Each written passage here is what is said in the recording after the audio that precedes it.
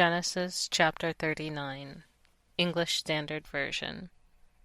Now Joseph had been brought down to Egypt, and Potiphar, an officer of Pharaoh, the captain of the guard, an Egyptian, had bought him from the Ishmaelites who had brought him down there.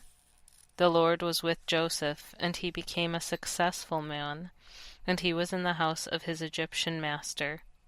His master saw that the Lord was with him, and that the Lord caused all that he did to succeed in his hands.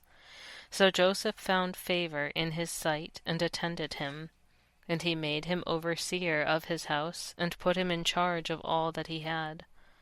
From the time that he made him overseer in his house, and over all that he had, the Lord blessed the Egyptian's house for Joseph's sake. The blessing of the Lord was on all that he had, in house and field. So he left all that he had in Joseph's charge, and because of him he had no concern about anything but the food he ate. Now Joseph was handsome in form and appearance, and after a time his master's wife cast her eyes on Joseph and said, "Lie with me." But he refused, and said to his master's wife, "Behold, because of me my master has no concern about anything in the house, and he has put everything that he has in my charge. He is not greater in this house than I am, nor has he kept back anything from me except you, because you are his wife. How then can I do this great wickedness and sin against God?" And as she spoke to Joseph day after day, he would not listen to her, to lie beside her, or to be with her.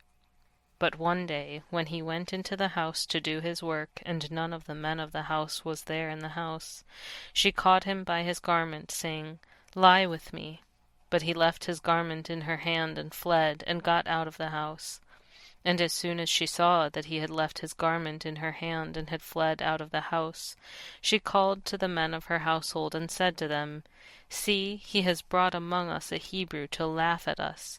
He came in to me to lie with me, and I cried out with a loud voice.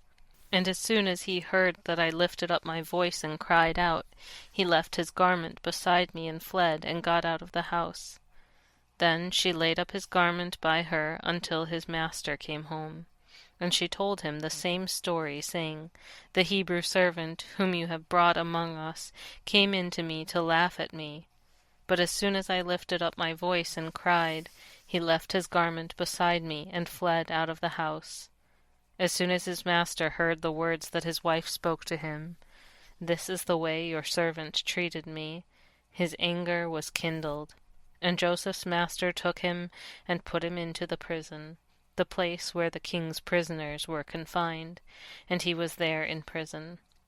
But the Lord was with Joseph, and showed him steadfast love, and gave him favor in the sight of the keeper of the prison.